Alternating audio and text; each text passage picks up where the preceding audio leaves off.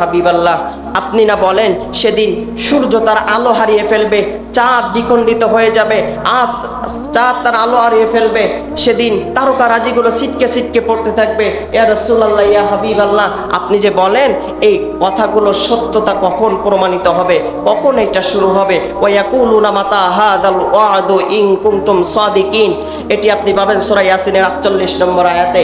আল্লাহ রাব্বুল আলামিন সূরা ইয়াসিনের পরবর্তী আয়াতগুলোতে আল্লাহ রাব্বুল আলামিন তো দিয়ে দিয়েছেন, সুবহানাল্লাহ বলে।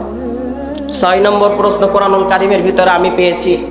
কোরআনুল কারীমের ভিতরে মক্কার কাফেরেরা বিশ্বনবী সাল্লাল্লাহু আলাইহি সাল্লামকে প্রশ্ন করেছিল, ইয়া রাসূলুল্লাহ, ইয়া হাবিবাল্লাহ, আপনি না বলেন এই পৃথিবী ধ্বংস হয়ে যাবে, কিয়ামত সংগঠিত হবে, সেদিন সূর্য মাথার অর্ধ পরে চলে আসবে, সেদিন জমিনটা হয়ে যাবে তামা, আপনার এই ওয়াদা কখন পূর্ণ হবে? ওয়া ইয়াকুলুনা মাতা হাদাল ওয়াদু ইন কুনতুম সাদিকিন, এটি আপনি পাবেন সূরা মুলকের 25 নম্বর আয়াতে। আল্লাহ রাব্বুল আলামিন বিশ্বনবীর কাছে ওহী নাজিল করে পরবর্তী আয়াতগুলোতে উত্তর জানিয়ে দিয়েছেন, সুবহানাল্লাহ বলে।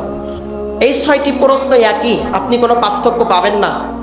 এই 6টি প্রশ্ন আল্লাহর কোরআনের 6টি আয়াত, কাফেরদের এই 6টি প্রশ্ন আমি নিজে তাফসীর পড়েছি, সরল অনুবাদ পড়েছি, আমি দেখেছি এই 6টা আয়াতের ভিতরে, কোরআনুল কারীমের ভিতরে আপনি পাবেন না কাফেরদের এই 6টি বক্তব্যের, আল্লাহর কোরআনের এই 6টি আয়াতের একটি সাকিন তাজদীদ আপনি পরিবর্তন পাবেন না।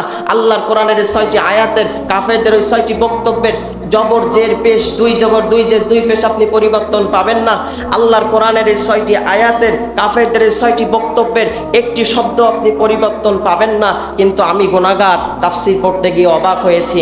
আল্লাহ রাব্বুল আলামিন জিবরাইল আলাইহিস সালামকে বার্তা বাহক বানিয়ে যে উত্তরগুলো আল্লাহ রাব্বুল আলামিন দিয়েছেন, এই উত্তরের সাথে একটার সাথে আরেকটার মিল নাই, সুবহানাল্লাহ বলে।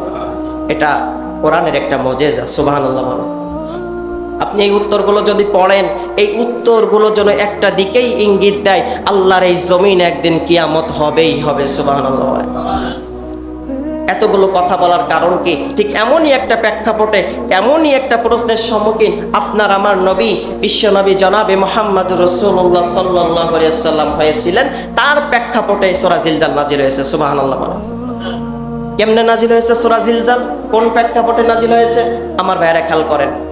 আপনার আমার নবী, বিশ্বনবী জনাবে মুহাম্মদুর রাসূলুল্লাহ সাল্লাল্লাহু আলাইহি ওয়াসাল্লাম, তিনি মদিনার গিরিপথ দিয়ে যাচ্ছেন। সাডেনলি হঠাৎ করে আপনার আমার নবী, বিশ্বনবী জনাবে মুহাম্মদুর রাসূলুল্লাহ সাল্লাল্লাহু আলাইহি ওয়াসাল্লামের পথটাকে ইহুদি নাসারার 10-12 জন যুবক আটকে দিয়েছে। বিশ্বনবী সাল্লাল্লাহু আলাইহি ওয়াসাল্লাম কিন্তু ভয় পান নাই। গিরিপথ দিয়ে নবী আমার যাচ্ছেন, পথটাকে আটকে দিয়েছে। গিরিপথটা কি?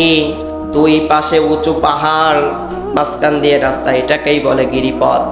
আপনার আমার নবী, বিশ্বনবী জনাবে মুহাম্মদুর রাসূলুল্লাহ সাল্লাল্লাহু আলাইহি ওয়াসাল্লামকে তারা আটকে দিয়েছে। নবী আমার ভয় পান নাই। নবী আমার ইহুদি নাসারা যুবকদেরকে ডেকে বললেন, ও যুবকেরা, কেন আমার পথটাকে আটকেছো? আমাকে কি মসজিদে নববীতে তোমরা যেতে দিবা না? তোমরা কি আমাকে হত্যা করবা? তোমরা কি আমাকে গুম করবা? কি জন্য আমার পথটাকে তোমরা আটকেছো? তোমরা কি আমাকে আমার সাহাবায়ে কেরাম রিদওয়ানুল্লাহি তাআলা আলাইহিম আজমাইন, আবু বকর, ওমর, আলী, ওসমান, এদের কাছে কি আমাকে যেতে দিবা না?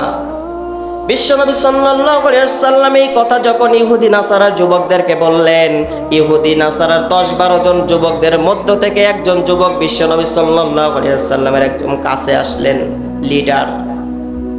এসে বললেন, ইয়া রাসূলুল্লাহ, ইয়া হাবিবাল্লাহ, আপনাকে হত্যা করার জন্য, আপনাকে গুম করার জন্য, আপনাকে জুলুম অত্যাচার করার জন্য, আপনার উপরে নির্যাতন করার জন্য আমরা আপনার পথটাকে আটকাই নাই রাসূল। আপনি না নিজেকে আল্লাহর নবী দাবি করেন? আপনাকে মসজিদে নববী থেকে বিরত রাখার জন্য, আপনাকে খুন করার জন্য বা হত্যা করার জন্য, আপনার সাহাবায়ে কেরাম রিদওয়ানুল্লাহি তাআলা আলাইহিম আজমাইনদের থেকে বিরত রাখার জন্য নবী আপনার পথটাকে আমরা আটকাই নাই। নবী তখন বলছেন, কি কারণে তোমরা আমার পথটাকে আটকিয়েছো? এই কথা যখন নবী বললেন, যুবকদের মধ্য থেকে লিডার ডেকে বলছে, ইয়া রাসূলুল্লাহ, ইয়া হাবিবাল্লাহ, আপনি নাকি বলেন এই পৃথিবী ধ্বংস হয়ে যাবে। বিশ্বনবী সাল্লাল্লাহু আলাইহি ওয়াসাল্লাম যখন এই কথা বললেন, ইয়া রাসূলুল্লাহ, ইয়া হাবিবাল্লাহ, আপনি না বলেন এই পৃথিবী একদিন ধ্বংস হয়ে যাবে।